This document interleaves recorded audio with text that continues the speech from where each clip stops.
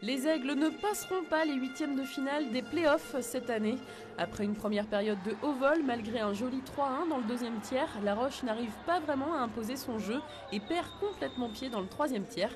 Il n'en fallait pas plus pour que les Peaux-Rouges reviennent au score et s'offrent même un but d'avance.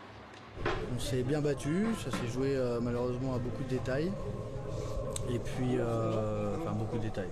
Pas tant que ça finalement.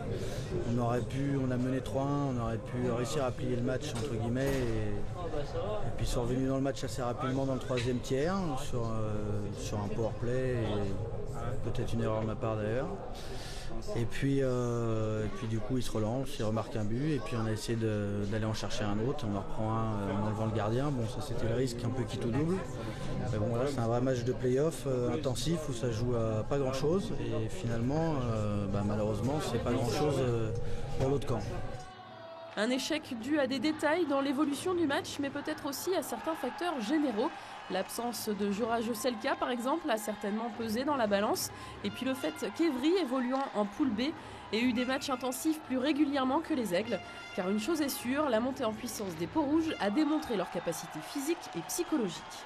On savait que ça serait un match extrêmement difficile, on savait que La Roche est une très belle équipe, donc on savait qu'un seul but en venant ici à l'extérieur, ça serait probablement très très serré. On savait également que ça jouerait autant dans les têtes que dans les jambes, et les gars l'ont démontré parce que menés 3-1, ils auraient pu lâcher, et au contraire, au lieu de lâcher, ils ont été capables de réagir, et à partir du moment où on a réussi à inverser la tendance, je crois qu'il n'y avait plus grand chose pour les arrêter.